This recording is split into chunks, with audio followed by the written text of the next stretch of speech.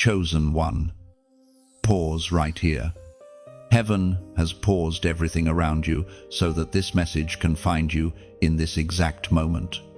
This is not coincidence. This is divine intervention. You have scrolled through countless words today. Yet these words are the ones that carry the weight of eternity. You are not like the rest. You were never meant to blend in. You were chosen, marked, and set apart for something greater than fear, greater than worry, greater than the pain that has followed you. Listen carefully. Your anxiety has been lying to you. It told you that everything is falling apart, when in truth, God is putting everything together according to His perfect plan. You see only fragments. He sees the finished masterpiece. You see broken pieces. He sees the foundation of something eternal. Every sleepless night, every tear shed in silence, every unanswered question, they are all part of a pattern that heaven has not stopped weaving. The Spirit of God whispers right now, stop worrying. You are not forgotten. You are not behind. You are right where I need you to be. You've been trying to control what was never meant to be in your hands. You've tried to predict, to plan, to perfect. But the truth is, your peace was never meant to come from understanding. It comes from trusting. You are being invited into rest, not because you have figured everything out, but because God already has. Worry is the language of the world, but faith is the language of heaven. The moment you switch languages, everything shifts. When you choose trust, you invite the supernatural into the natural. When you choose surrender, you make space for miracles. There have been times you thought God was silent. You prayed and heard nothing. You asked and saw no sign. But what if silence was not absence? What if silence was strategy? God does His deepest work in the quiet. He builds your roots before showing you the fruit. He hides you not to punish you, but to prepare you. As Jesus Himself declared in the Gospel of Matthew, chapter 6, verse 34, "Therefore do not worry about tomorrow, for tomorrow will worry about itself." The voice of heaven is clear. Stop running ahead of what God is still building. Stop trying to open doors that are still being crafted. Stop doubting just because the timing doesn't match your expectation. His plan is perfect. Even the detours are divine. Even the delays are direction. You've been asking, Lord, why does it feel like everyone else is moving forward while I'm standing still? But stillness is not stagnation. Stillness is strategy. When God slows you down, it's because He's aligning your steps with something sacred. He's protecting you from stepping into places that cannot hold your anointing yet. Do you know why you feel different? Because you are. You were never meant to walk the common road. You were created to walk the narrow path, the one carved by obedience and trust. The crowd doesn't understand your process, because your calling is not public yet. It's being forged in private. You may not see it, but heaven is working behind the scenes. Angels are moving. Doors are shifting. Hearts are being prepared. Everything that has resisted you will one day reveal why it had to happen that way. God's perfect plan includes your confusion, your pain, your waiting, and your wondering. Every tear has been counted. Every sigh has been recorded. You are not lost. You are led. Chosen one. Breathe. Let go of the pressure to fix what only God can heal. Let go of the illusion that your value depends on your performance. Your worth was decided before you ever took your first breath. God's plan for you was written long before your worry began. When fear tells you that you've missed your moment, remember this truth: destiny doesn't operate on deadlines. You cannot miss what God has reserved for you. Even what you thought was failure was actually formation. Every time you fell, grace caught you not to shame you, but to shape you. The Holy Spirit is saying now, do not panic in the process. You are standing in the middle of divine order, disguised as chaos. What feels like delay is actually design. God's plan is not late, it's layered. And soon, the layers will reveal the beauty behind every battle. So stand still. Lift your head. Trust again. You have come too far to give up now. God's hand has never left your life. Even when you couldn't feel it, you are still on schedule. You are still in His plan. This is the moment to realign your heart with heaven, to say, Lord, I surrender the need to control. I trust your plan over my understanding. If this message speaks to you, show heaven that you receive it. Like this message, share it with another chosen one, and comment the number 777 below a prophetic act that says, I trust God's perfect plan. Chosen one. The weight you've been carrying has not gone unnoticed.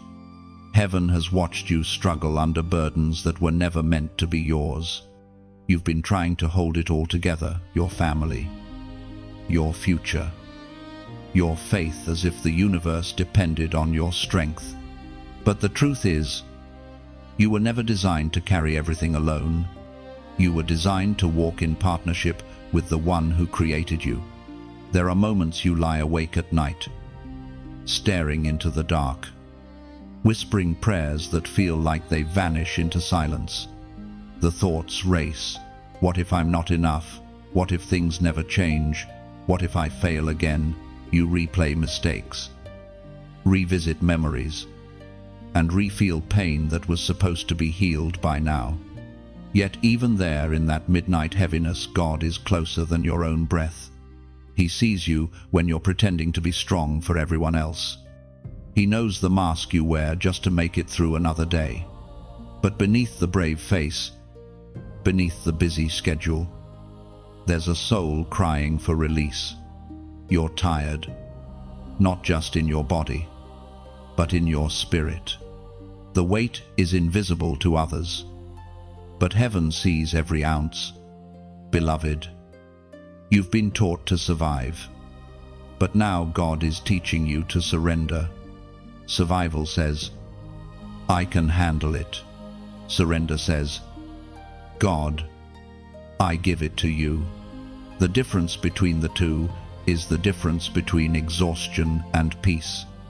When you let go, the same hands that shaped galaxies take hold of your life. You don't lose control, you find rest. According to what is revealed in the book of Psalms, chapter 55, verse 22, cast your burden on the Lord, and He will sustain you. He will never let the righteous fall.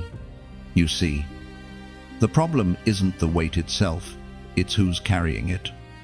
You've been dragging burdens that belong on God's shoulders, not yours. Every time you pick up anxiety, fear, or shame, you step out of grace and into self-reliance, and that's where exhaustion lives. But the moment you release it, when you say, Lord, this is too heavy for me, grace rushes in like oxygen. There is a holy exchange happening even now. The moment you release your worry, heaven releases strength. The moment you lay down your fear, peace begins to rise like a sunrise in your chest. You don't have to figure out the next step before resting in this one. God's hands are steady, and they're under everything you've been trying to hold. Do you remember the times you thought you wouldn't make it? yet somehow you did. That was God carrying you when your strength ran out. Every season you've survived is proof that divine hands never left your side. The enemy wanted you to break, but God used the pressure to refine you. The pain you carry isn't wasted, it's being transformed into power. There's a reason the scripture doesn't say, "Cast your burden near the Lord," but on Him, because He doesn't want you to merely set it aside. He wants to take it from you completely. That means stop rehearsing what hurt you. Stop reopening what He's already healed. Stop worrying about what you've already prayed for. Your future does not depend on the strength of your grip, but on the steadiness of His hand. You can unclench now. You can breathe again. You can trust that the God who holds planets in orbit can surely hold your heart. And hear this, what you release today becomes the space God fills tomorrow. When your hands are full of worry, there's no room for blessing. But when you empty them in surrender, miracles have somewhere to land. You've been walking through storms thinking you're alone. But if your eyes could see the unseen, you'd realize you're surrounded by angels. They've been assigned to you, not because you're weak, but because you're chosen. They've carried prayers you forgot you prayed.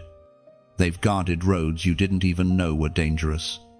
You are more protected than you realize. Right now, heaven is inviting you to lay it all down, the fear, the guilt, the questions. You're standing at the edge of freedom. And all it takes is one whisper, "Lord, I give this to you." That's where peace begins. Not when the storm ends, but when you stop trying to be your own shelter. The weight you've been carrying is holy only when placed at the feet of the one who can bear it. Every tear you've cried has been collected, every sigh remembered, every pain redeemed. Soon, what once felt like a burden will become your testimony, the proof that even under crushing weight, God sustained you. Chosen one, breathe out the worry. Breathe in His presence. The same God who holds the stars holds your heart. You were never meant to carry it all. You were meant to walk free. There are days, chosen one, when faith feels thin, like a fragile thread stretched between your pain and God's promise. You wake up with questions that silence your prayers. You look at your circumstances and whisper, "God, are you still with me?" The weight of waiting presses against your heart, and the world's noise drowns the still, small voice that once gave you strength.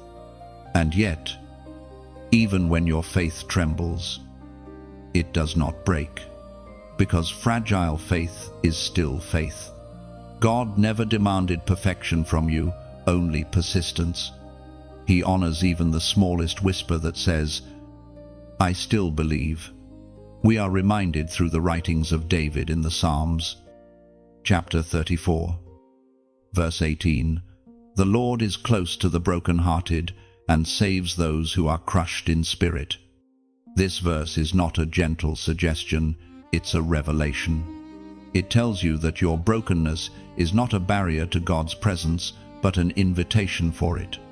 When your faith feels weakest, heaven leans closest. The tears you hide are the language God understands best. Faith, dear chosen one, is not proven in moments of victory, but in valleys of vulnerability. It's easy to trust when the answers come quickly, when the skies are clear, when the path is straight. But when the night lingers and the miracle delays, that's where real faith is forged. Not in certainty, but in surrender. You see, the beauty of faith is not in its size, but in its substance. Even mustard seed faith, small, trembling, uncertain, can move mountains. The strength of your belief doesn't come from how loudly you proclaim it, but from the quiet moments when you choose to trust despite the silence. There will be times when doubt visits your mind like an uninvited guest. It will question your worth, your prayers, your purpose. It will tell you that you've waited too long, that you've failed too deeply. But doubt has no power over a heart that keeps choosing trust. Faith doesn't silence fear, it walks beside it until fear loses its voice. Chosen one, your fragility is not a flaw, it's evidence that you're still reaching for something higher. You are human, but you carry divine endurance. Every time you lift your head and whisper, "Lord, help me keep believing," heaven calls that worship. Do you know why the enemy tries so hard to discourage you? Because he cannot destroy you, but he can distract you. He wants to make you forget that your smallest prayer still shakes eternity. He wants to make you think your faltering voice doesn't move God when in truth, it does. When Peter stepped onto the water, he didn't have perfect confidence. He had an imperfect faith directed toward a perfect Savior. He walked, not because the water was calm, but because he looked at the one who called him. And even when he began to sink, grace reached faster than fear could pull him under. That same grace is holding you right now. The fragility of your faith is not something to be ashamed of. It's sacred proof that you're still fighting to believe. You've been hit with disappointment, delayed answers, and moments of silence. But here, you are still choosing to stand. That decision alone is victory. God is not disappointed in your trembling. He knows the pressure you carry, the nights you cry quietly, the times you hide your doubts behind a smile. And still, he says, "My strength is made perfect in weakness." So let your trembling hands still reach upward. They are touching heaven more deeply than you realize. Chosen one, your fragile faith is growing roots. It may not look like it, but something unseen is strengthening beneath the surface. Every "I still believe" is planting a seed that will one day bloom into unshakable trust. You are not failing in your faith, you are being refined in it. Even now, heaven is whispering, "You're doing better than you think." The fact that you haven't given up proves that the spirit within you is still alive and powerful. The miracle is not just that mountains move, it's that your faith endures while you wait for them to. And so tonight, let your soul rest. You don't need to have all the answers. You don't need to feel strong to be strong. You just need to hold on. Because when your grip weakens, his doesn't. The God who started your journey will not let you fall before it's finished.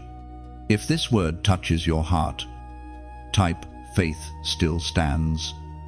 Let those 3 words be your declaration to heaven that even when the wind blows and your knees shake, you will not bow to fear.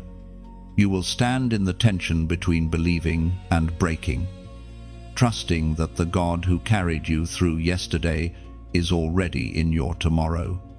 Let your comment be a memorial stone, a reminder that this was the night your fragile faith decided to fight again. Heaven sees, heaven records, and heaven responds. You have wrestled with time, haven't you? Chosen one, you've looked around and seen others move faster, rise sooner, receive quicker, and deep within, that quiet question keeps echoing, "Why not me? Lord, why not now?" You've wondered if you missed a sign, if maybe you took a wrong turn somewhere along the way. But heaven leans in now to whisper truth into your waiting. You are not behind. You are right on heaven's timeline. The world tells you that progress must be visible. that success must be constant, that movement must always be forward. But divine timing does not follow human logic. God is never late, he's precise. His clock doesn't tick by seconds, it beats by purpose. What feels like delay is often divine design, a sacred space where preparation replaces panic. You see, there are seasons when God hides what he's building because revelation before readiness can ruin the blessing. You've been asking for the promise, but God has been preparing your character. You've been asking for the door, but he's been strengthening your steps so that when it opens, you can walk through it without collapsing under the weight of answered prayer. Heaven speaks clearly through the words in the book of Ecclesiastes, chapter 3, verse 1. To everything there is a season, and a time to every purpose under heaven. That single truth carries the power to silence your anxious heart. Everything, every dream, every heartbreak, every delay has a divine purpose. The same God who orchestrates the rising of the sun and the blooming of every flower also governs the timing of your destiny. Nothing in your life is random. The waiting is not wasted. The delay you feel is not denial, it's divine sequencing. When God withholds something, he's not being cruel, he's being careful. He knows the dangers you cannot see, the traps set in the unseen. Sometimes his mercy disguises itself as a not yet. And oh, how sacred that not yet truly is. It's the space where faith matures and roots deepen. It's where you learn that waiting on God is never passive. It's an act of worship. Every day you choose trust over frustration. You are aligning yourself with eternity's rhythm. Every time you whisper, "I still believe," you are sowing faith into the soil of divine timing. You may not realize it, but while you wait, heaven is aligning things you could never orchestrate on your own. Hearts are being softened, opportunities shaped, roads paved. Sometimes God delays because what he promised you involves other people, and he loves them enough to prepare them too. Consider this. What if the door you've been praying for opens too early? What if the platform arrives before your humility is ready? What if the blessing comes before your spirit can handle its weight? God isn't withholding your promise, he's protecting it, and you. In this waiting, God is building something stronger than what you asked for. He's building trust. Because trust is what keeps you steady when everything else shifts. And once that trust is forged in waiting, no force in hell can shake it. Chosen one, you are not being punished by delay, you are being positioned by design. When the promise finally unfolds, you'll look back and realize the timing was perfect all along. The tears you cried in frustration will make sense when you see what they were watering. The prayers you thought were unanswered were actually being stored, gathering weight and momentum until the perfect moment. There's a rhythm to divine timing that can't be rushed. Like the tides, like the moon's pull, everything moves according to its appointed season. Your life is part of that rhythm. Right now, heaven is tuning every note, aligning every moment, and orchestrating every encounter so that the melody of your destiny will sound exactly as it was written. When you learn to trust that timing, peace replaces pressure. You stop striving to make things happen, and you start resting in what God is already arranging. Waiting becomes worship. Delay becomes devotion. You stop asking when and start saying whenever. Lord, I trust you. There is a kind of maturity that only waiting can birth, the kind that no miracle, no breakthrough, no instant blessing can replace. It's in this season that your faith graduates from convenience to conviction. So don't despise the waiting. Embrace it. Every time you think nothing is happening, something heavenly is. Every moment you remain faithful in obscurity, your destiny is being built in light. You are not late. You are in process. And process is holy ground. There will come a day when the waiting will end. The doors will open. The timing will click. And you will step into what was always meant for you. But even then, you'll understand it was never really about the destination. It was about the transformation that took place while you waited. Chosen one. Rest. The God who holds eternity holds your timeline too. What he started, he will finish not early, not late, but perfectly on time. Chosen one. There is a sacred exchange happening right now in your spirit, an invisible trade between heaven and your heart. The divine is inviting you to release fear and receive peace, to lay down the anxiety that has become too familiar and step into the calm that only God can give. You have spent too long trying to manage storms that were never yours to control. You have been fighting invisible battles in your mind. But heaven whispers now, it's time to exchange worry for worship. Fear has been the thief of your sleep, the shadow that trails you even when the sun is shining. It disguises itself as logic, as preparation, as control, but underneath it all, it's just mistrust in disguise. The truth is, you cannot worry and worship at the same time. One silences the other. When you choose worship, fear loses its voice. We find in the book of Philippians, chapter 4, verse 6, "Do not be anxious about anything, but in every situation, by prayer and petition, with thanksgiving, present your requests to God." That verse is not just an instruction, it's an invitation. God is saying, talk to me instead of tormenting yourself. He is not offended by your fear. He's simply asking you to give it to him. When you do, peace doesn't just visit, it moves in. You've tried everything else. You've tried distraction, overthinking, even pretending not to care. But none of those bring peace. Peace is not the absence of trouble. It's the presence of God. And when his presence fills your mind, fear has no place left to live. This exchange is holy. It's not a transaction of perfection, but of surrender. God doesn't require you to be fearless. He asks you to be honest. Tell him where it hurts.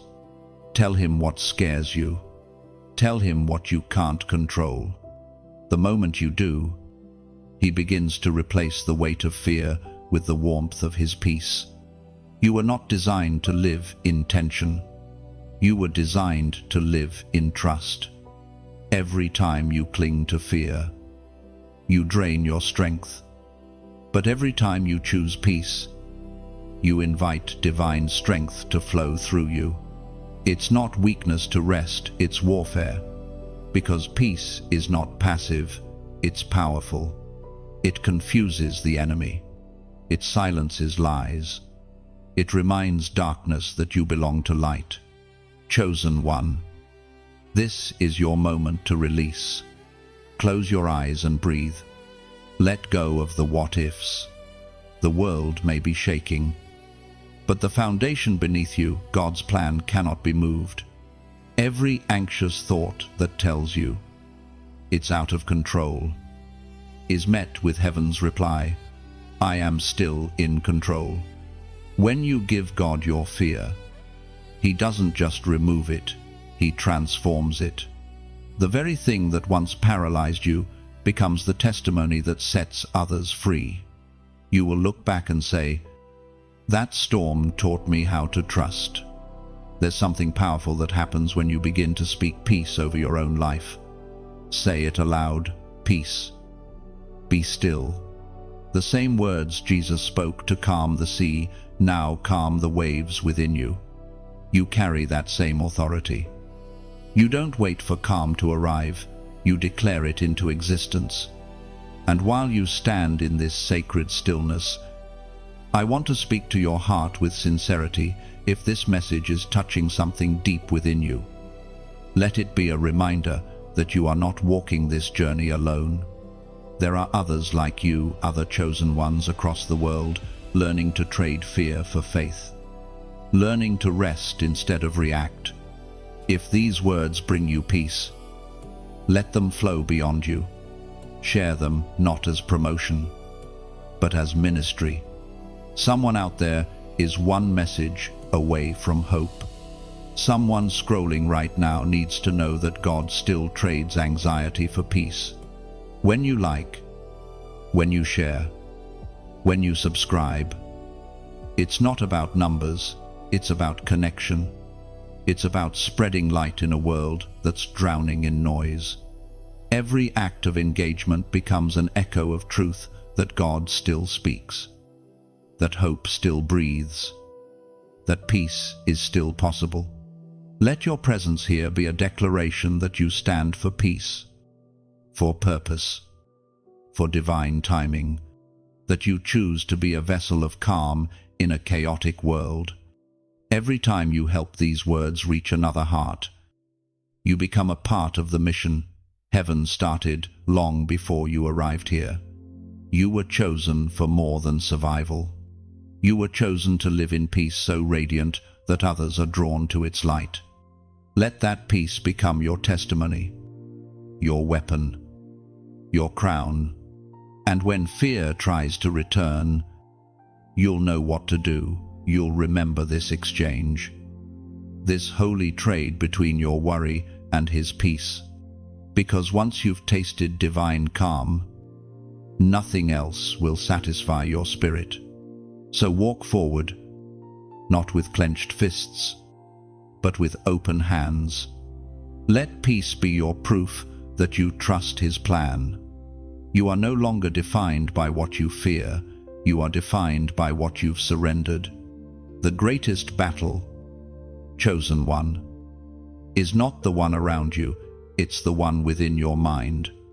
Every day, unseen wars rage between faith and fear, peace and panic, truth and deception. The battlefield is quiet but fierce.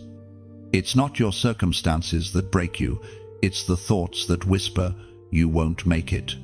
Yet today, heaven declares that your mind will no longer be a war zone, it will become sacred ground.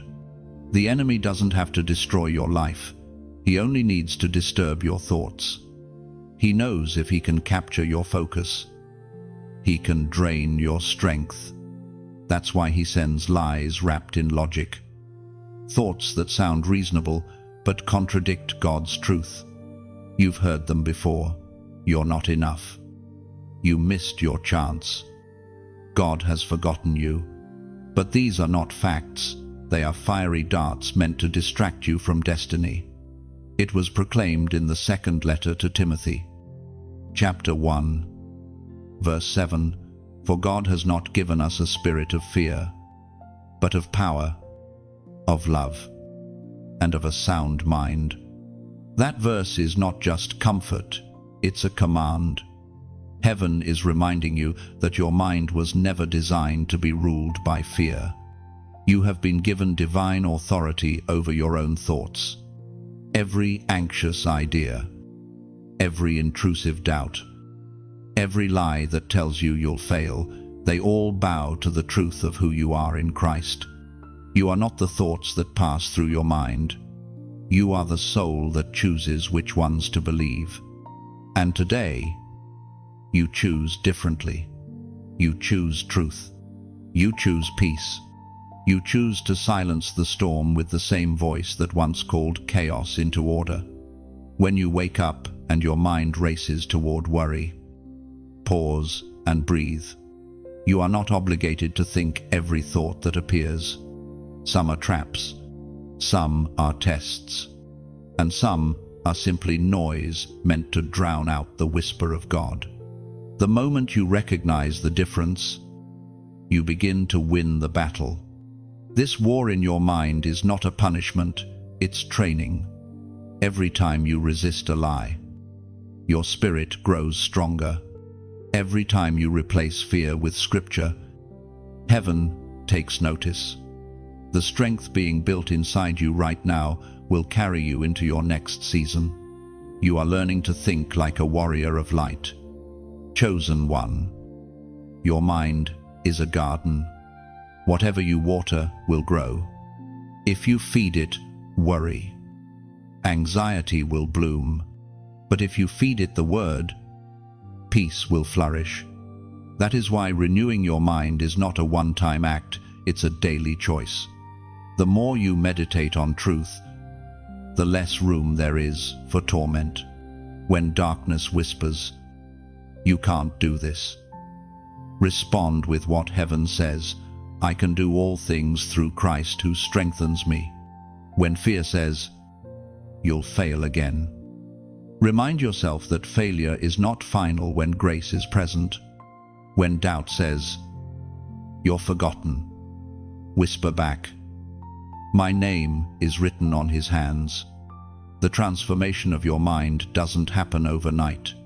It's slow, sacred, and often unseen.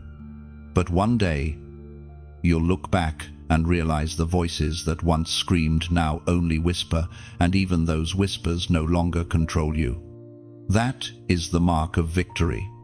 The enemy's goal has always been to make you believe that peace is impossible. But peace isn't a distant dream, it's your inheritance. It's what you were created for. The same spirit that raised Christ from the dead lives inside you, renewing your thoughts, aligning your heart, and silencing fear. Every time you choose calm over chaos, heaven celebrates. Every time you refuse to rehearse the pain, angels take note. You are not losing your mind, you are reclaiming it. Think of it this way: your thoughts are seeds, and your words are water. Speak life over yourself. Tell your mind the truth until it starts to believe it again. You are not broken beyond repair. You are being renewed, rewired, and restored by divine design. Beloved, this is your turning point. No more sleepless nights rehearsing what could go wrong. No more mental spirals that end in despair. From this moment forward, your thoughts will align with truth. Your peace will anchor your heart, and your focus will remain fixed on God's promises. Now, as a prophetic act of agreement, type 444 inches, the comments. That number represents divine stability, a foundation being reset in your mind. By typing it, you're not performing a ritual, you're making a declaration. You're telling heaven, "My thoughts will no longer control me, I will think with peace." And every time you see that number again, may it remind you that your mind belongs to God alone. You are not a prisoner of your thoughts, you are the keeper of your peace. And peace is your proof that the battle in your mind has already been won. Chosen one. You've seen doors close lately. Haven't you? Opportunities that once seemed certain have vanished.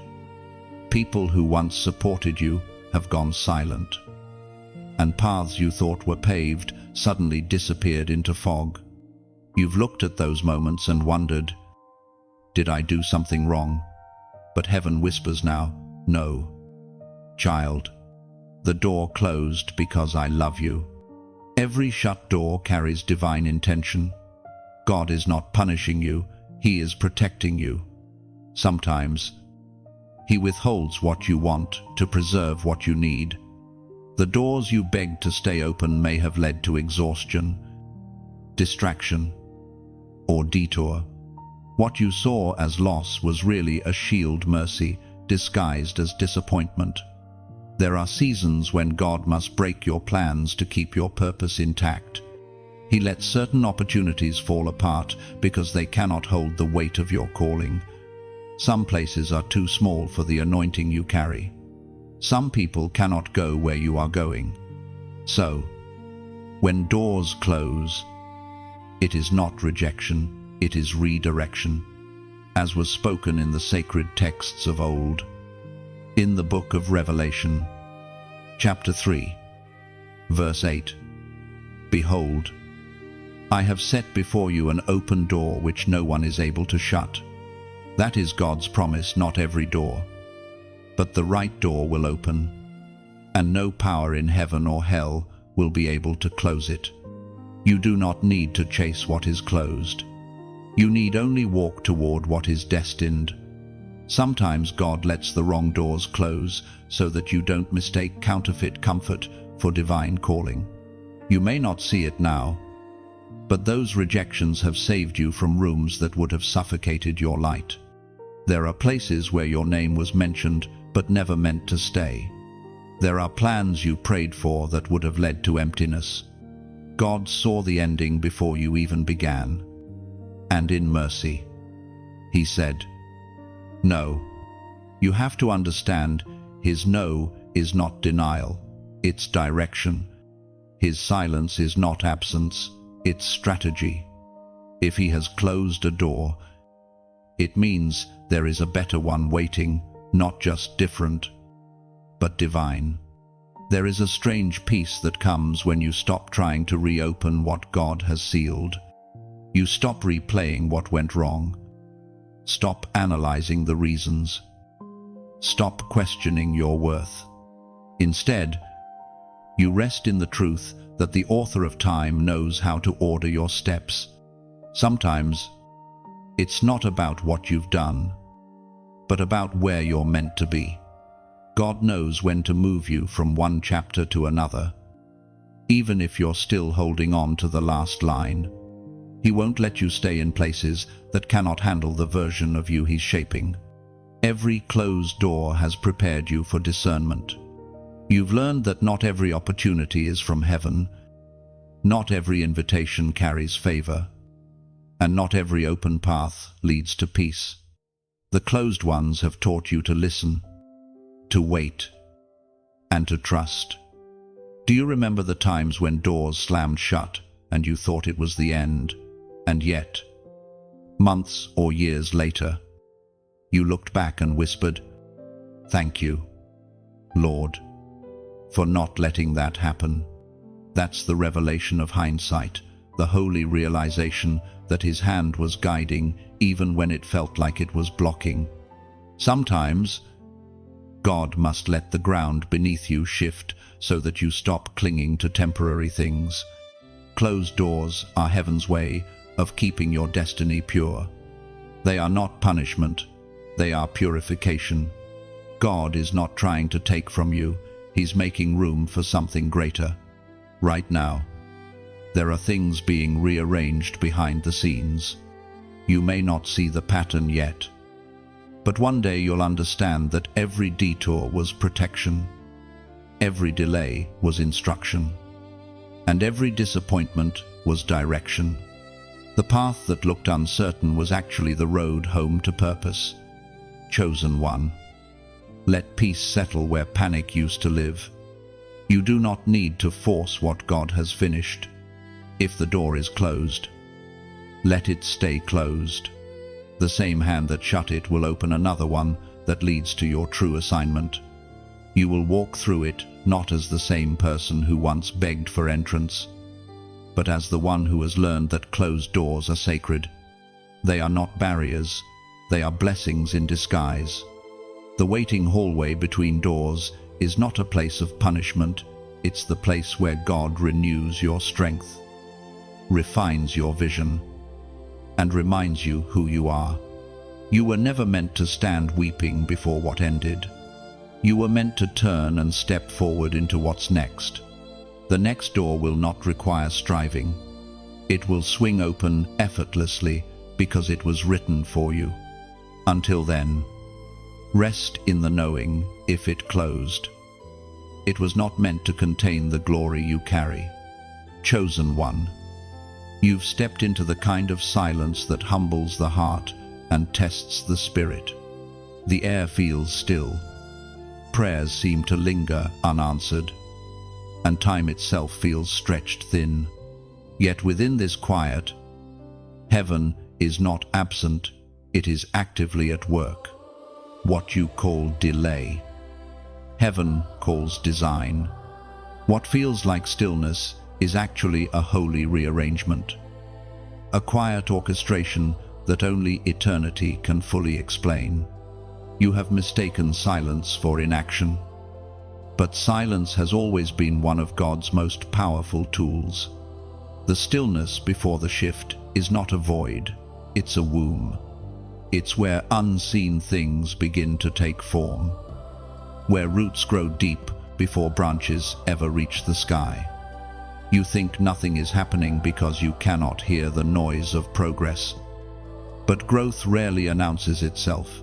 It happens in sacred secrecy. Heaven speaks clearly through the words of Isaiah. Chapter 30, verse 15.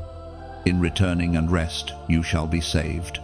In quietness and in trust shall be your strength. Those words are not poetic comfort, they are divine instruction. They remind you that rest is not retreat and quietness is not weakness. The loudest faith is often the one that chooses to stay still while everyone else rushes ahead. There is power in your pause.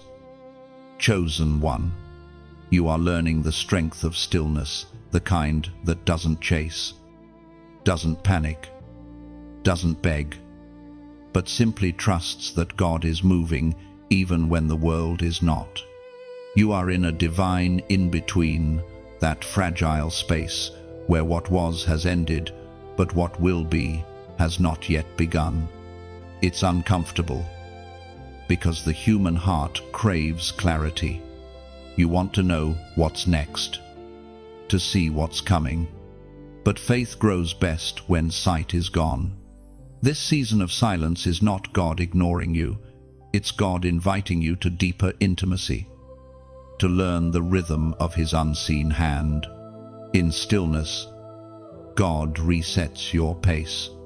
You've been running too long, fighting too hard, thinking too loud. He brings you here to remind you that destiny doesn't demand exhaustion, it demands alignment. He doesn't want you to collapse, He wants you to surrender. You cannot receive what's next if your hands are still clinging to what's past. So He slows you down, not to frustrate you, but to free you. Think of how the ocean works. The tide pulls back before it surges forward. The retreat is not a loss of motion, it's the preparation for greater force. In the same way, this withdrawal you feel is only the setup for a divine push. You are being pulled back so you can be launched farther than before. Stillness is not stagnation, it's strategy. While you feel paused, God is positioning people, opening pathways, and preparing the hearts that will connect with yours in the next chapter. The silence is a shield protecting you from premature exposure. If you stepped forward now, unprepared, the very blessing you're praying for could overwhelm you.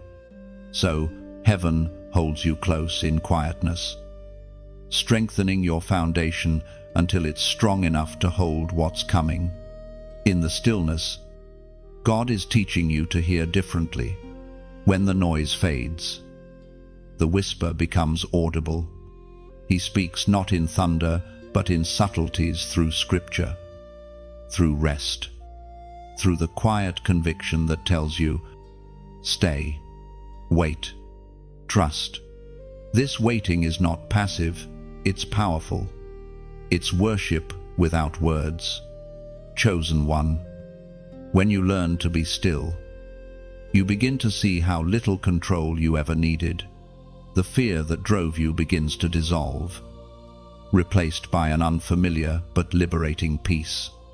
You start to realize that God doesn't rush, because what He builds lasts. He's not improvising, He's perfecting. The delay is not evidence of distance but of detail, the care of a Creator who doesn't cut corners. Every sacred shift in Scripture began in silence. Before resurrection, there was a tomb. Before the promise, there was waiting. Before the outpouring of Pentecost, there was a quiet upper room.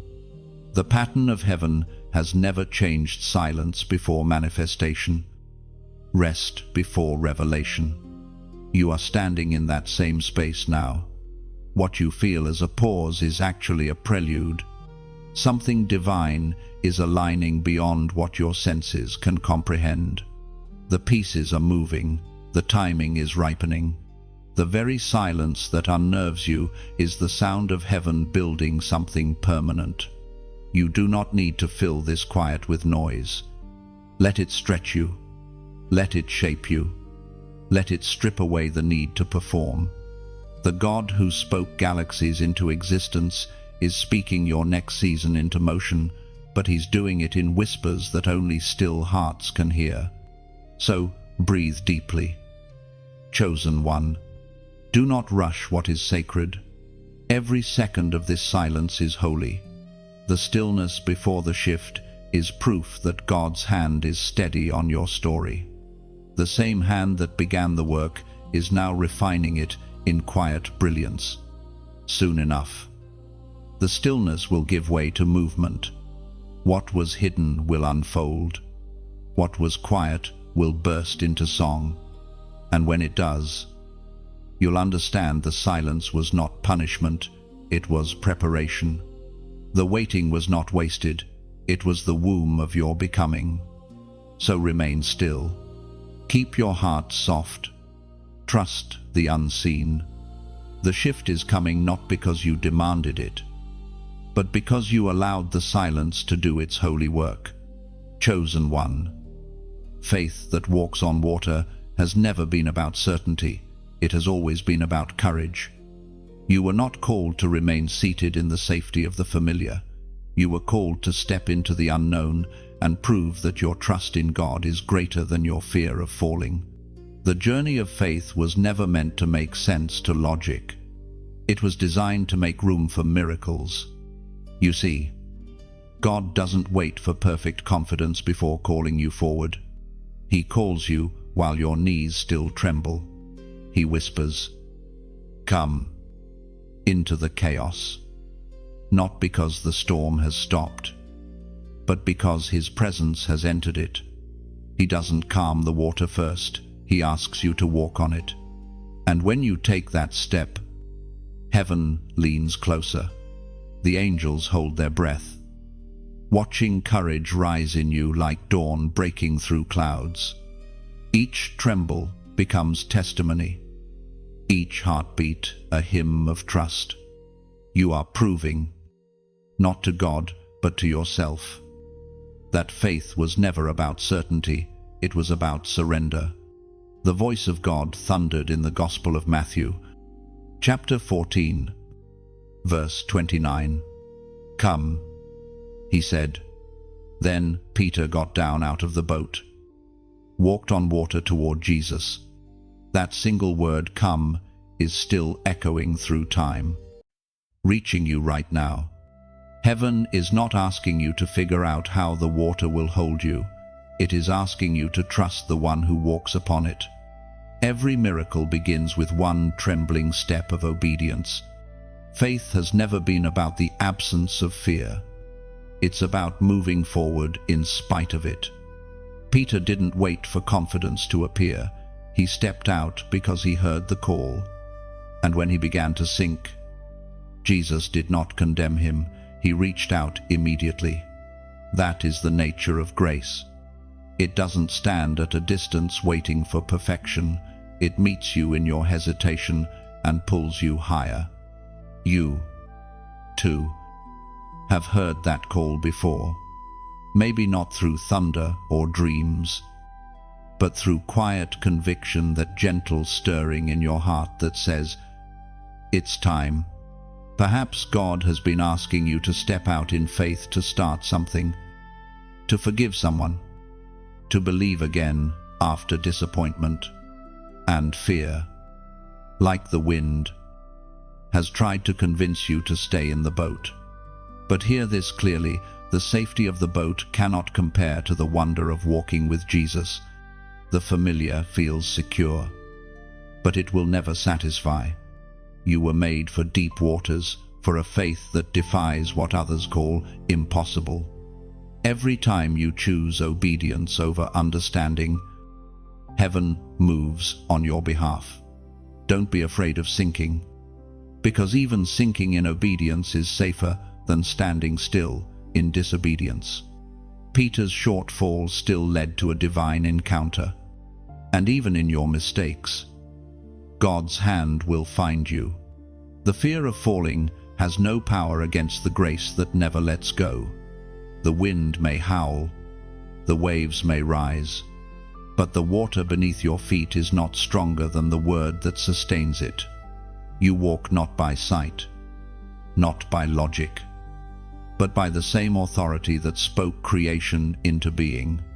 That authority now resides in you, chosen one. It is not pride to believe that God will meet you when you step out. It is faith. The enemy whispers, "Stay where it's safe." But destiny answers, "Move where you're called." Every time you take a step toward the unknown, you are walking away from fear's control. You are not being asked to sprint, you are simply being asked to step. One act of obedience opens the door for 100 miracles. The storm you're facing will not end by waiting, it will end by walking. The water beneath you doesn't change until you move. That's how faith works. Motion activates the miracle. And if doubt begins to speak, remember this: the waves that look like threats are actually your training ground. You are being taught to stand on things that used to sink you. Every step you take in faith tells the storm, "I am not afraid anymore." So, breathe deep. Look forward. Don't analyze how the water will hold you, just step. The moment your foot moves, heaven moves with you. The same God who called you out will not let you drown. If this message stirs something within you, type "I will step." That simple sentence is more than a comment. It's a declaration. It tells heaven, "I am ready to trust you, even when I can't see." It tells fear, "You no longer control my decisions." And it tells your own soul, faith is not waiting, it's walking. Let that phrase become your anthem. Whisper it when you're afraid. Write it down where you can see it. Because one day soon, you'll look back and realize the step you took today became the miracle you'll talk about tomorrow. Chosen one, step boldly. The water will hold because the word still speaks. Chosen one, what once seemed scattered is beginning to align. The puzzle pieces of your life, the losses, the lessons, the detours, the delays are finally revealing their divine design. The perfect plan of God was never chaotic, even when it felt like it. Every unanswered prayer, every closed door, every sleepless night has been part of a larger pattern.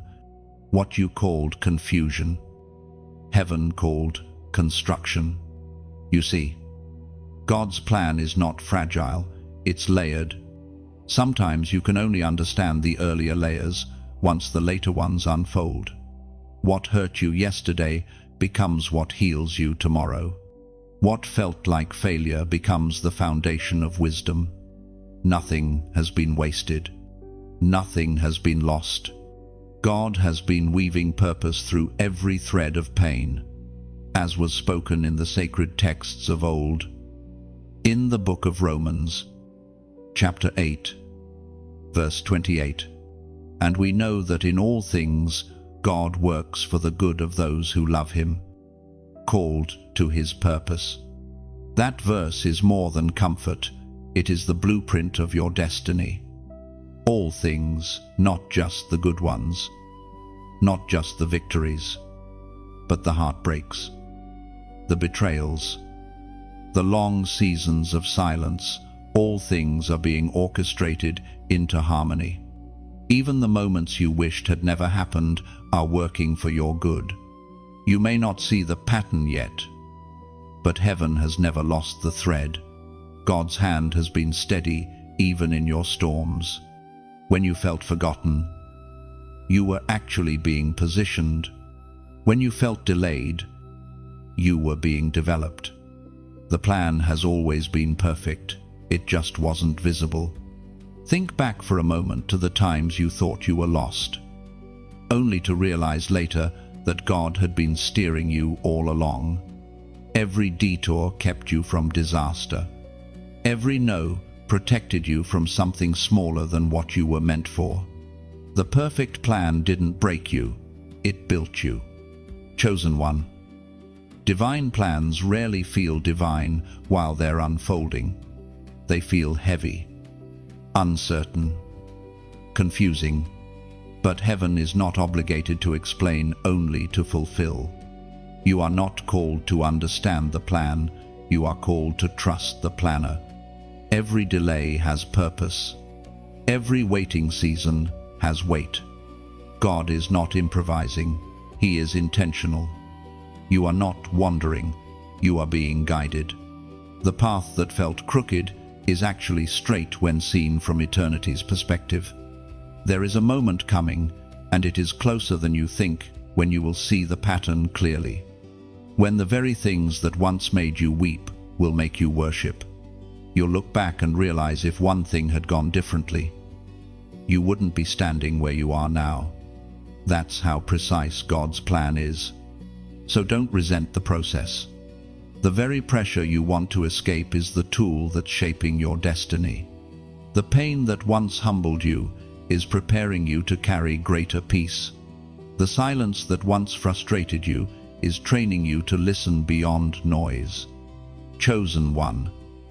Sometimes the most spiritual thing you can do is to trust quietly. To wake up each morning and say, I don't see it yet, but I know it's working.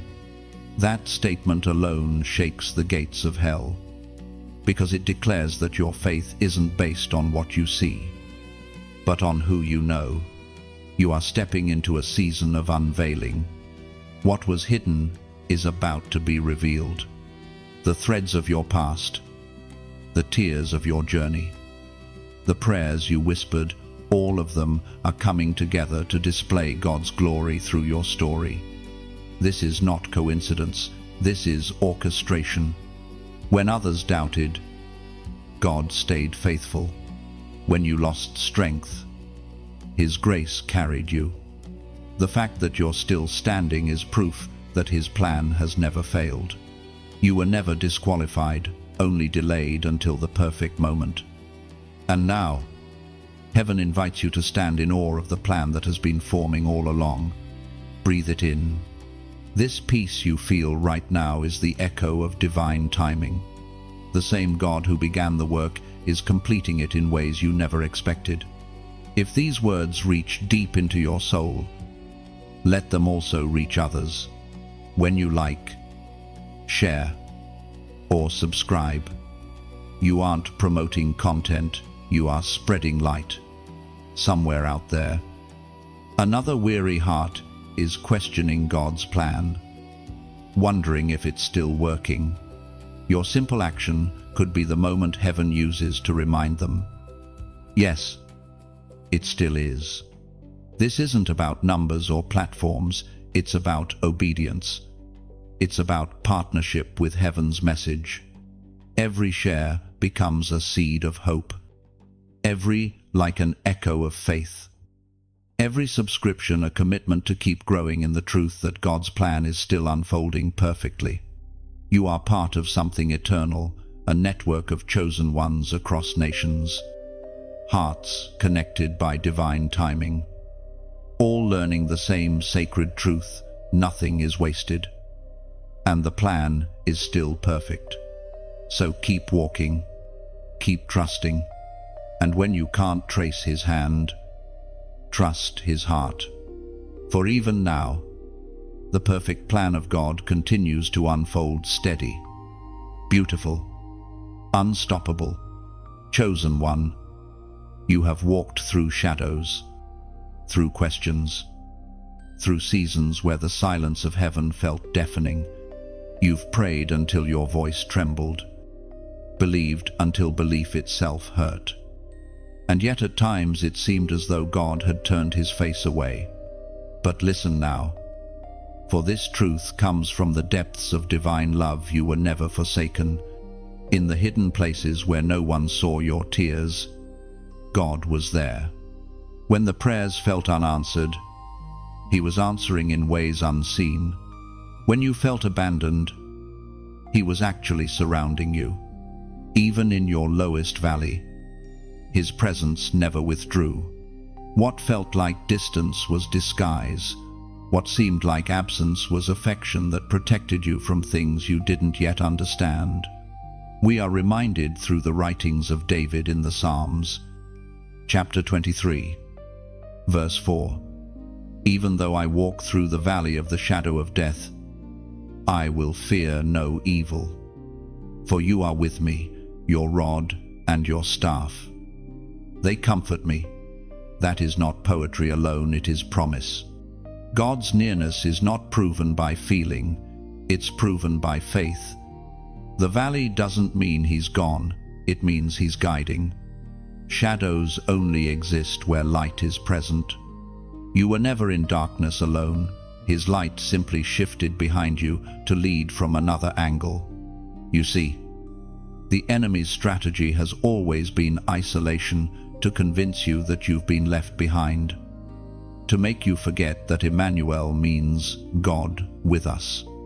But even when you felt most invisible, heaven was interceding. Angels were standing guard while your heart questioned everything. There were nights when you whispered, "Lord, I can't feel you anymore." And though no sound came in reply, his hand still held your breath. His eyes still watched your every step. God's silence does not mean he is gone. It means he trusts you to walk by what you know rather than what you feel. You've matured in ways you don't even realize. You no longer depend on goosebumps to confirm his presence. You've learned to walk by faith when emotions fail. That's how spiritual warriors are forged, not on mountaintops of clarity, but in valleys of uncertainty.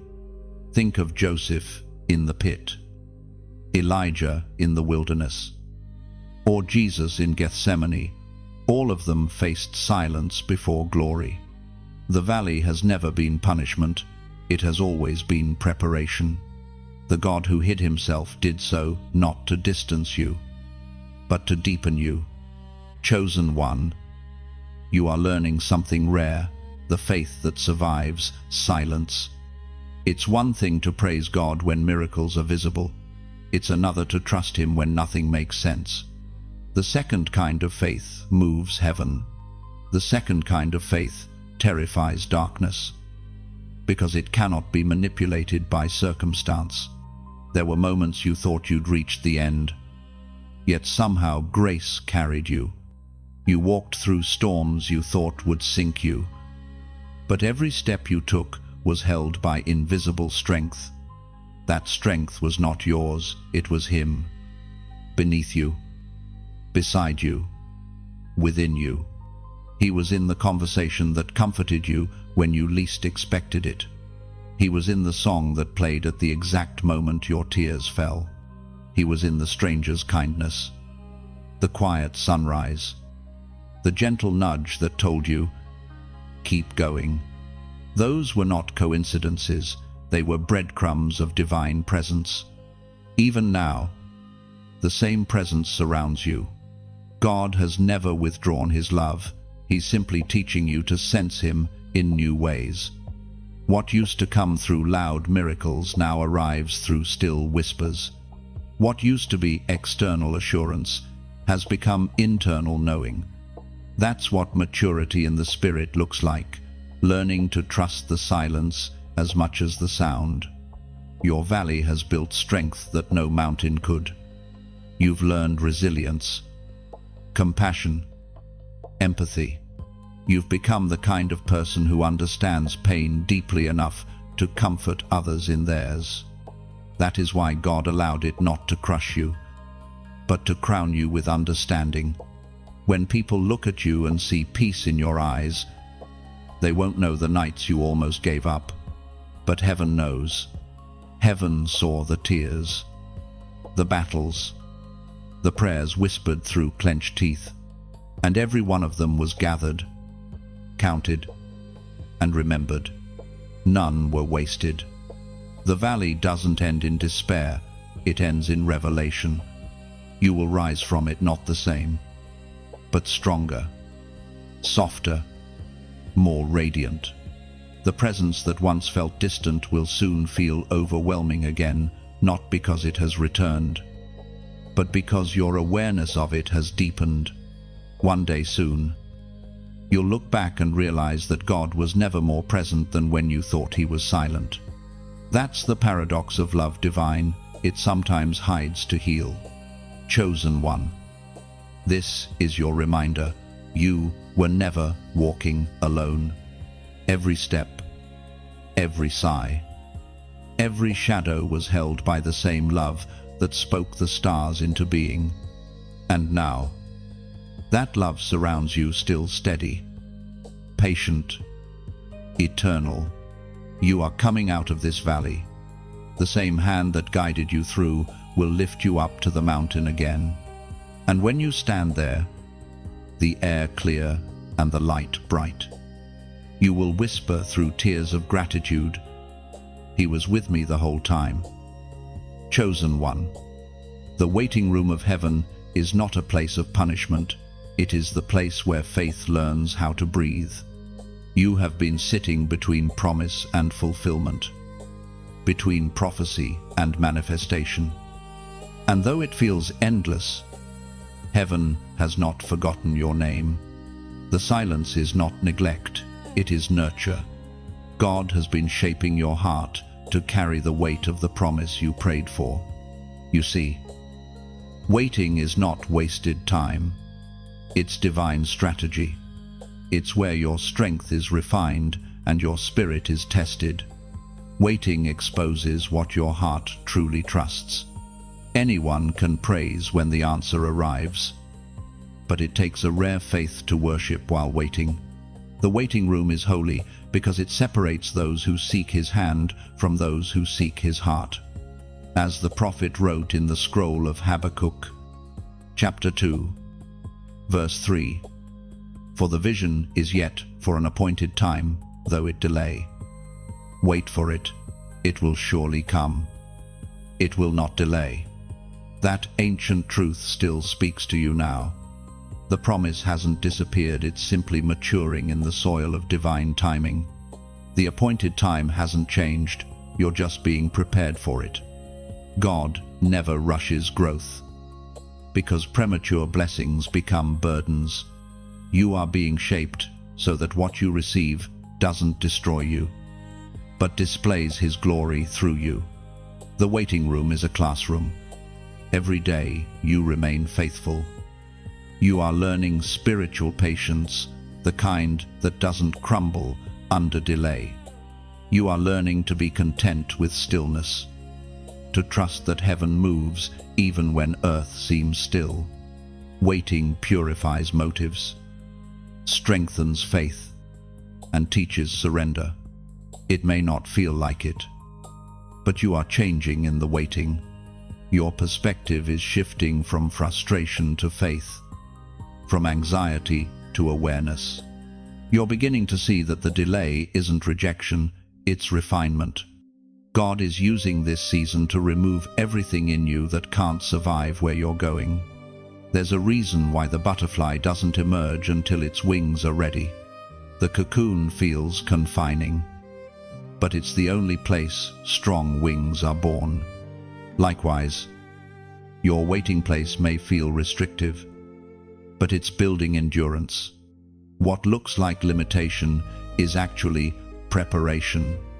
Chosen one, you've asked God to open the door, but He's first teaching you how to stand before it with humility and peace.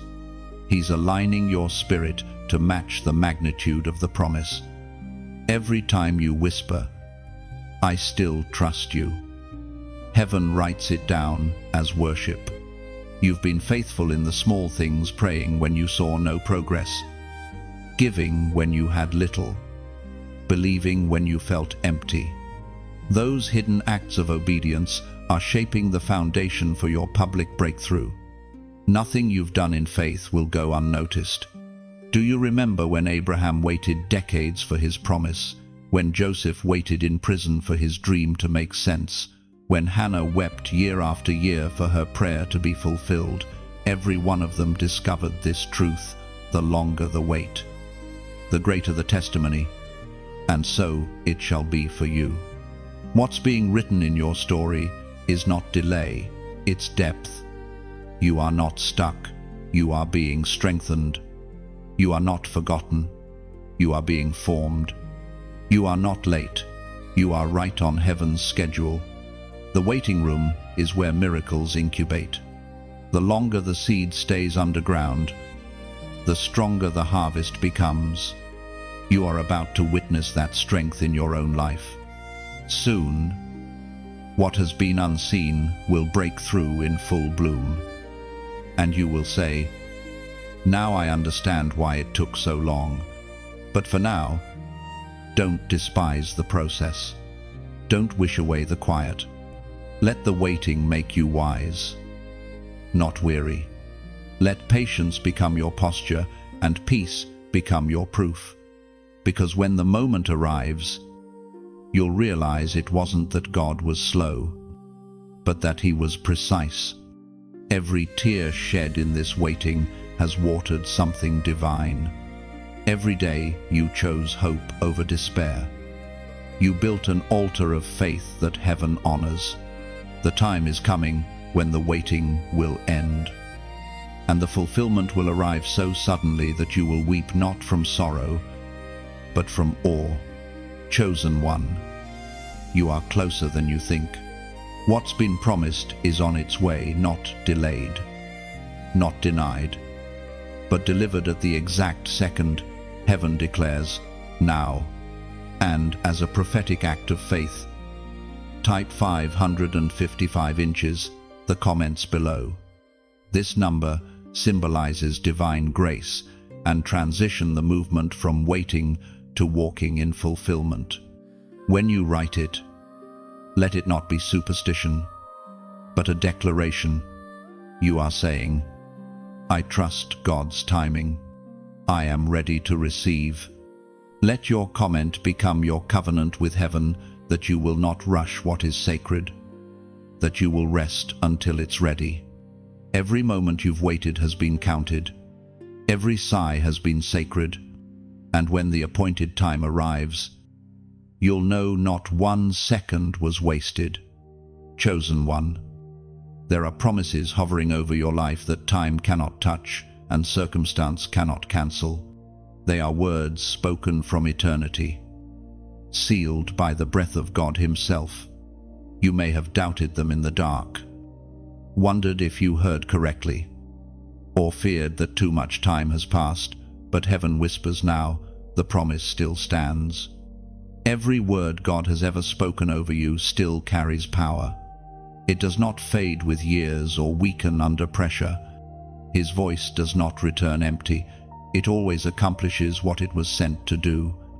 You may have outgrown seasons, relationships, and even versions of yourself, but the promise remains, waiting patiently, unfolding quietly, aligning perfectly with divine time. The ancient words recorded in the book of Isaiah, chapter 55, Verse 11 declare, "So shall my word be that goes out from my mouth. It shall not return to me void, but it shall accomplish that which I please, and it shall prosper in the thing for which I sent it." That is heaven's assurance. What God has spoken cannot fail, not because of your strength, but because of His sovereignty. Even if you've wandered, even if doubt crept in, even if fear made you hesitate, the promise was never dependent on your perfection, only on His purpose. Sometimes it feels like the promise has expired. The years pass, the situation changes, and hope seems distant. You wonder, maybe I misheard. Maybe it was never for me. But divine promises do not expire. They incubate. They rest until the right conditions are set, then bloom exactly when they are meant to. The seed of God's word cannot die. It simply waits for its appointed season. You have been in that in-between place where the word was spoken, but the manifestation hasn't yet appeared. That place can feel endless, but it's not empty. It's filled with preparation. Every delay is developing the capacity of your character to sustain what is coming. God doesn't just deliver promises, He develops people to carry them. Do not mistake slowness for forgetfulness. The God who numbered your hairs has not misplaced your promise. He hasn't forgotten your prayers, your obedience, or your tears.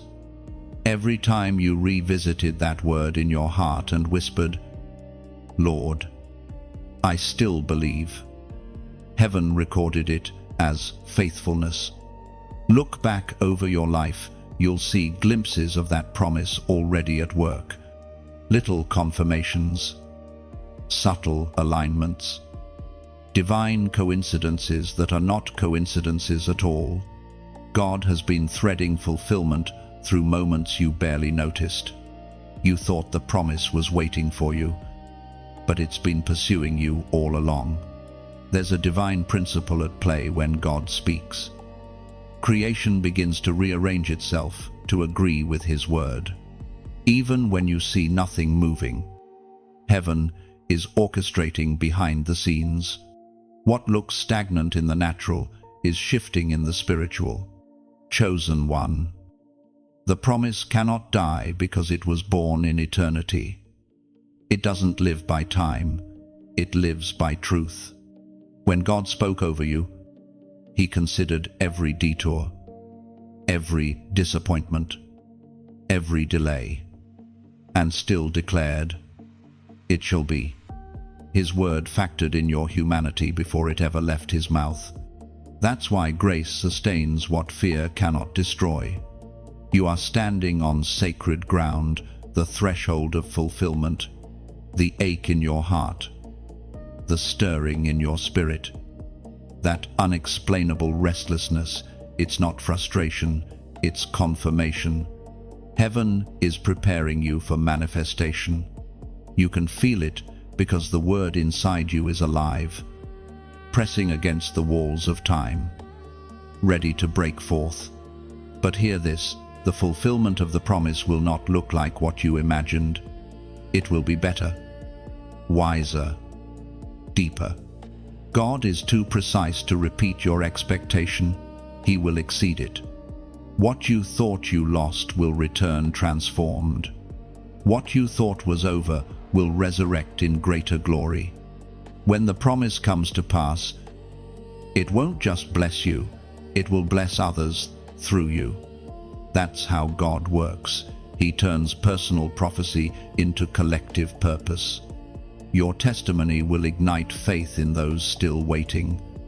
Your breakthrough will become proof that God still finishes what He starts. You are not forgotten. Chosen one. The promise has been hovering over your life like a sunrise waiting for dawn. And dawn is near. The horizon is glowing. The shadows are fading. And soon the light will break. Hold fast to the word that was spoken. Speak it again if you must. Remind your soul that what God promised, He will perform. Even now, the promise breathes. Even now, the unseen shifts toward you. When it finally manifests, you will understand it was never delayed, only perfectly timed. For the God who began the story always writes the ending with precision and glory. Chosen one, every battle you have faced has not been in vain. The scars you carry are not marks of defeat, they are evidence of endurance. Every wound, every tear, every heartbreak has been transformed by the hands of a God who wastes nothing. The pain that once threatened to destroy you has become the soil where purpose is blooming. This is the mystery of divine transformation, that beauty is not born apart from battle, but through it. Heaven speaks clearly through the words in the book of Romans, chapter 8, verse 18. I consider that our present sufferings are not worth comparing with the glory that will be revealed in us. That single promise shifts everything. It declares that what you've endured is not meaningless. It means your pain carries prophetic weight. Every trial has been a tool in the hand of the Creator, shaping, refining, and preparing you for the glory that is now being revealed. You have been through enough to know that God never abandons His own. Even when you didn't see His hand, His heart was holding you. Think of gold, it shines only after enduring fire. Diamonds are formed under pressure. Olive oil is released only when the fruit is crushed. The pattern of heaven is the same: breaking before blessing, pressing before purpose, and fire before favor. You, chosen one, have lived that process. You've been broken, pressed, and refined, and now you shine with the resilience of one who has seen darkness and refused to surrender to it.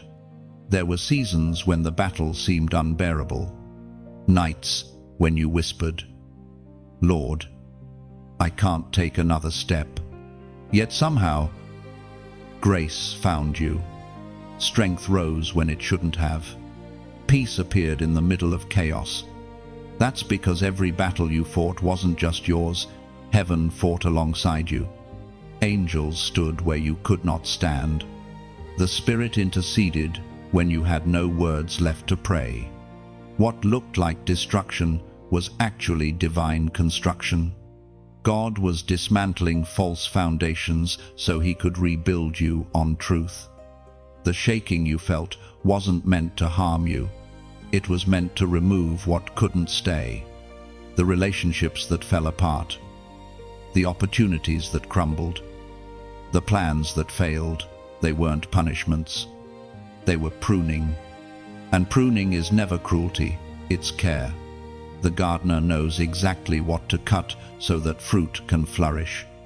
You've been through a sacred pruning, and though it hurt, it has produced depth, humility, and wisdom that cannot be learned any other way. You are now carrying something weighty, something unshakable, something eternal. There is a beauty that only those who've battled carry. It's in your eyes, in your posture, in your voice. When you speak hope to others who are hurting, you don't just talk about faith, you embody it. You've lived the fire, and you've seen it purify rather than destroy. That's why your presence brings peace. It's why people feel strength when they're near you, because you carry the fragrance of one who's been with God in the furnace and survived. You may not recognize it yet, but you've already won many unseen victories. Every time you chose forgiveness over bitterness, that was victory. Every time you got up after falling, that was victory. Every time you loved again after being wounded, that was heaven declaring, "This one is still standing." The world measures victory by trophies. Heaven measures it by transformation. You are not who you were when this journey began. The fire that tried to consume you has instead refined you.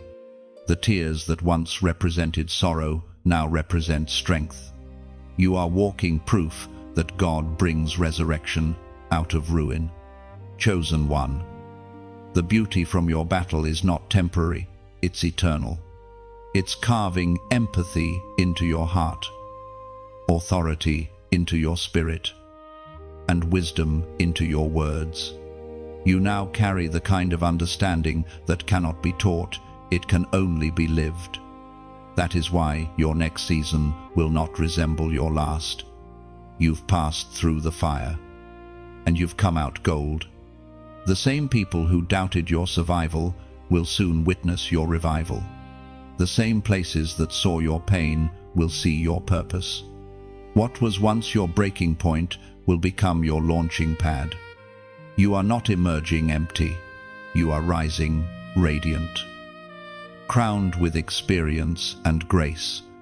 And one day, when you tell your story, others will see that their battles, too, can become beautiful.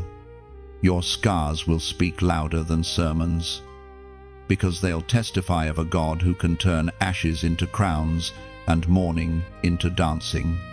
Chosen one. The beauty from your battle is not coming, it's already here. Look closely at who you've become. You are no longer a survivor.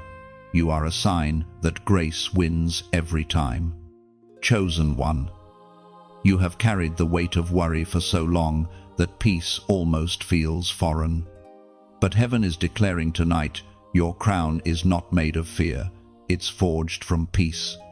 The war within your mind is ending, and what once felt like chaos is about to become clarity. You are stepping into a season where peace will not visit you, it will live within you. This peace is not fragile. It doesn't depend on circumstances, people, or perfection. It flows from a higher source, the Prince of Peace himself. It is the calm that silences storms, the stillness that stands even when everything shakes. You will not have to chase it. It will chase you, surround you, and sustain you. The Spirit spoke through the prophet Jeremiah. Chapter 29, verse 11. For I know the plans I have for you, declares the Lord, plans to prosper you and give you a future. Those words are not just ancient comfort, they are living truth. They mean that peace is your inheritance, not your reward. You don't earn it, you receive it. God's plan for you was never chaos, it was always calm. Even the storms you faced were part of the path leading to peace. Think of all the nights you wrestled with anxiety. Every moment you tried to fix what only God could heal. Now, imagine letting go. Imagine placing every burden into the hands that shaped the universe. That is what peace feels like, not the absence of struggle, but the presence of surrender. You are not losing control when you release worry. You are returning control to the one who never loses it. Every time you stop striving and start trusting, you crown him as king over your chaos. And when he reigns, peace reigns. Chosen one. This new crown is not made of gold or jewels, it is made of serenity, confidence, and divine rest. You will walk into rooms carrying such stillness that others will feel it without you saying a word. The peace you embody will become your anointing. This peace will guard your heart and your mind. It will protect your joy from the noise of the world. It will silence the voice that says, "You're not enough." It will drown out fear with faith. You'll wake up not in panic but in purpose. You'll fall asleep not in exhaustion but in assurance. When people ask, "What changed?" you'll simply say, "I stopped fighting God and started trusting him." Because that is the moment true peace begins, when surrender replaces struggle. You were never meant to live under the weight of worry. You were meant to rule over it. The crown of peace sits on those who trust the timing of God, who stop measuring themselves by the pace of others, who rest in knowing that divine timing cannot be rushed.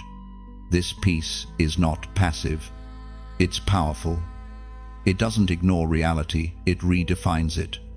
It stands in storms and says, "Even here, I am safe." It looks at uncertainty and says, "Even now, I am held, chosen one." That's what you're being invited into, a peace so deep that even chaos bows to it. The crown is already being placed upon your spirit. You've fought enough battles to wear it. You've endured enough sleepless nights to understand its worth. Now, it's time to share what you've received. There are others, just like you, scrolling through their own storms, desperate for a word that breathes peace into their pain. When you like, share, or subscribe, you aren't performing an act of habit, you're passing the flame. You're helping this message find another heart that needs the same stillness you've found tonight. When you share peace, it multiplies. When you speak hope, it echoes. When you help this word reach others, you become a vessel of the very calm heaven has crowned you with. You are part of a divine ripple, one that carries comfort to every corner of chaos. And if this message has spoken to something deep within you, take a moment to reflect, to breathe, to let gratitude rise. Then comment your own testimony, a simple sentence of peace. Maybe something like, "I receive my crown," or "Peace is mine." Because words have power, and declarations shift atmospheres. Your comment might be the spark that reminds another soul that peace is still possible. This isn't just another message. It's a movement, heaven's gentle call for its chosen ones to rise as carriers of peace. You are one of them. You are the proof that faith can outlast fear and that rest can rise from ruin. So, wear your crown boldly. Walk gently. Speak softly. Let peace be your proof that God's plan for you was never destruction, it was destiny. You are crowned, chosen one, and peace looks good on you. Chosen one. Something in the atmosphere has shifted. You may not fully perceive it yet, but deep in your spirit, there is a stirring subtle, sacred, and unstoppable. You are awakening to who you were always meant to be. The shadows that once confused you have started to make sense. The pain that once defined you has become the power that propels you. You are no longer walking as a survivor of storms. You are rising as a carrier of light. Every season that tried to silence you has, instead, sharpened you. Every disappointment has refined your discernment. Every heartbreak has deepened your capacity for love. And now, you stand on the threshold of something holy, not the beginning of a journey, but the unveiling of what the journey was preparing you for. Heaven speaks again through the Gospel of John, chapter 1, verse 5. The light shines in the darkness, and the darkness has not overcome it. The rising of the chosen doesn't happen in one grand moment. It happens quietly in choices made in secret, in unseen acts of faith, in private surrender. It begins when you decide to believe again after disappointment, to forgive when bitterness would be easier, to love even after betrayal. Every act of faith, no matter how small, fans the flame of your light. You are not rising for recognition, you are rising for revelation. Heaven has entrusted you with something the world desperately needs, authenticity wrapped in grace. Boldness balanced by humility.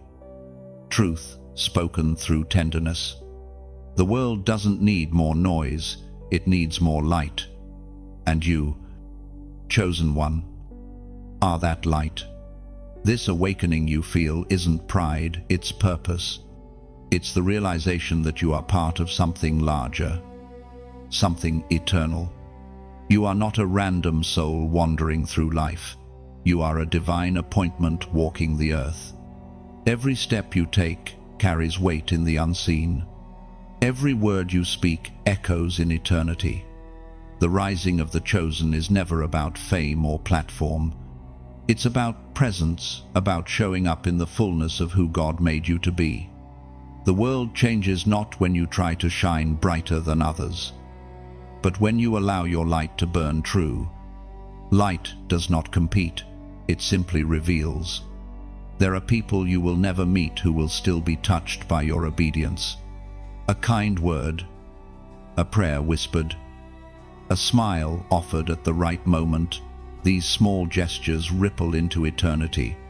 That is the quiet revolution of the chosen, transforming atmospheres without announcing it. Chosen one, you were hidden for a reason. The seasons of isolation were not punishment, they were protection. God needed to prepare you away from the noise so that when you emerged, you would know exactly who you are. You've been misunderstood, underestimated, and at times forgotten.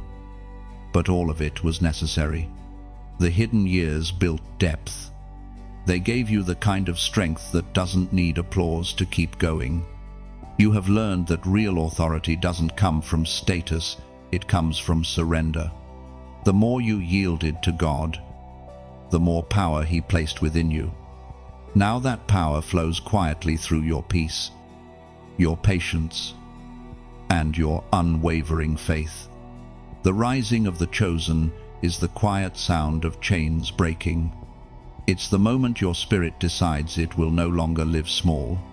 You begin to walk lighter, speak gentler, and love deeper. You begin to realize that your strength is not in control, but in trust. You are not striving anymore, you are flowing. You are not fighting to prove yourself.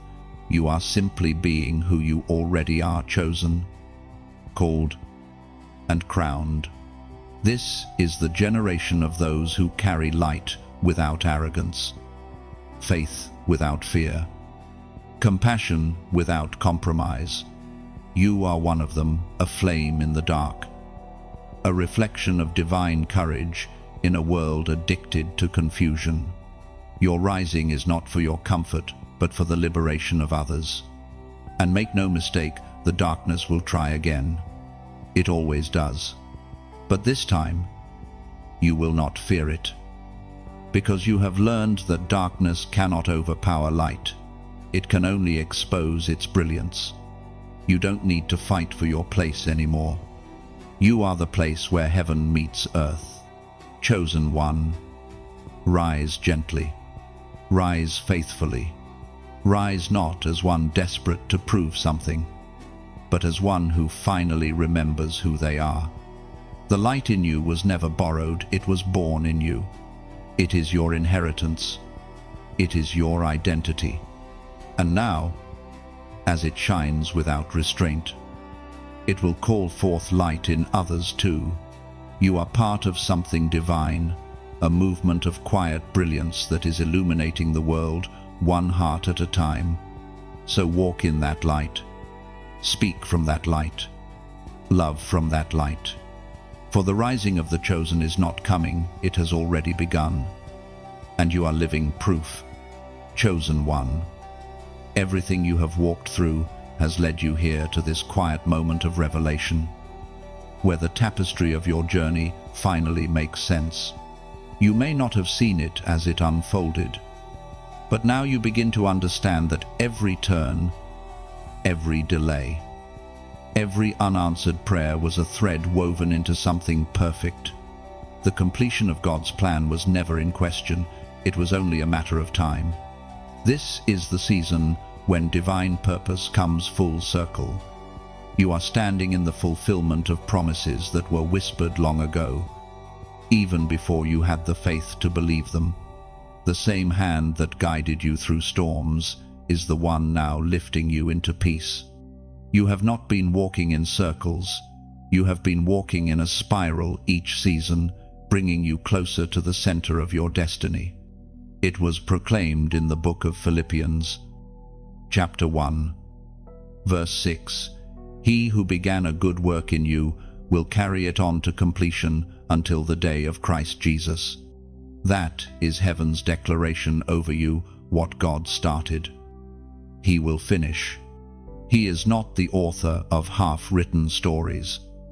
He completes, restores, fulfills, and perfects. Even when you couldn't see his hand, his pen never stopped writing. Every unanswered question has an answer waiting in eternity's timing. Every wound that once bled with confusion is being sealed by understanding. Chosen one. The completion of God's plan is not an ending, it's an unveiling. It is the moment when all the hidden work of grace becomes visible. You are stepping into clarity after walking by faith for so long. And the peace that fills you now is not ordinary.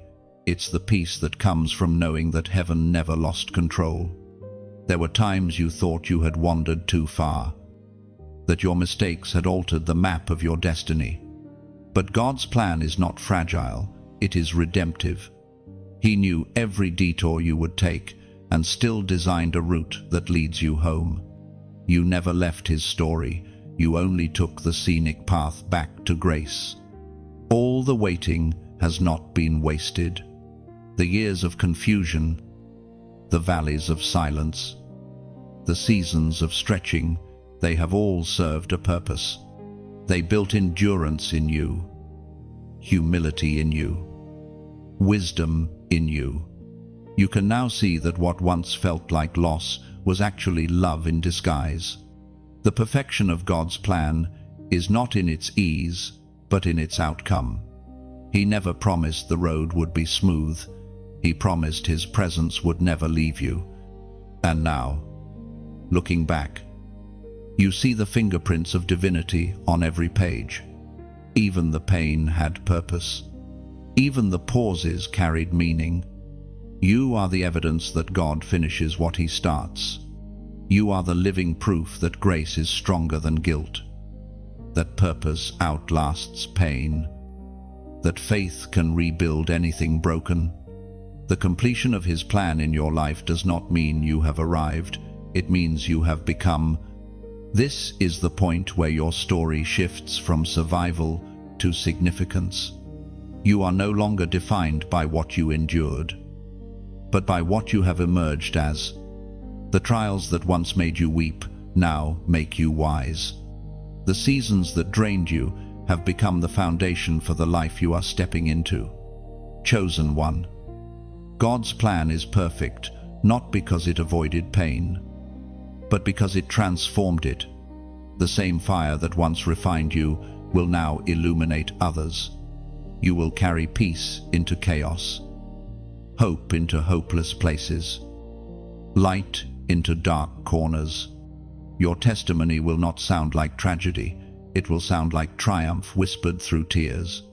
There is a quiet satisfaction in your spirit now, not pride, but gratitude. You understand that you couldn't have written this story better yourself. Every closed door, every divine delay, every detour was protection in disguise. What once looked like disappointment was direction. What once felt like loss was liberation. Now, when you look back, you won't see failure, you'll see faithfulness. You'll recognize that even the hardest days were held by mercy. You'll know that the completion of God's plan was never about reaching a destination, but about becoming the kind of person who could carry the blessing without breaking beneath it. And this peace, this deep, anchored peace, is your final reward. Not because the journey was easy, but because it was eternal. You have learned the rhythm of heaven's surrender.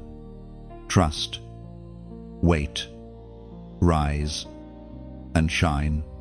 You have lived through the cycle of faith and found that the end always reveals the beauty of divine order. Chosen one, you can rest now. The striving is over. The worrying can stop. The plan has been perfect all along, and it still is. You don't need to question the next step, simply walk, knowing that every step is already written. From this moment forward, you carry not uncertainty but assurance. You walk not in haste but in harmony with heaven. The path ahead will not always be simple, but it will always be sacred, because it is guided by the same hand that began it. You have reached the point of peace, not the absence of storms, but the presence of understanding, and in that understanding, your soul whispers a final truth. It was all worth it. Chosen one, if your spirit has been stirred by these words, know this heaven has been speaking directly to you all along. Every sentence was a thread in a tapestry God designed to remind you of who you are: chosen, protected, and profoundly loved. You have journeyed through revelation, release, and renewal, and now you stand in peace. This is not the end of your story. It is the beginning of your becoming. You have grown in wisdom, in faith, in quiet courage. The God who brought you here will carry you forward. And as you step into the next chapter, remember, your purpose was never just about you. It's about the light you release into the world. If these words have spoken life into your soul, let that light ripple outward. Like this message as an act of agreement, a small but sacred echo that says, I receive this truth. Share it so that another weary heart might find hope in their own darkness. When you subscribe, you aren't just following words, you're joining a family of faith, a community of chosen ones walking the same divine path. And finally, take a quiet moment to comment below.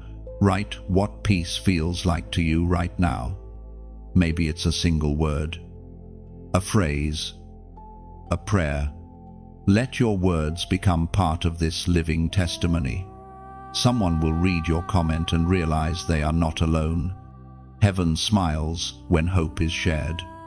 You are no longer the same soul who began this journey. You are awakened, anchored, and anointed. The plan has been perfect all along. Walk in your calling, radiant one. Your light has only just begun to shine.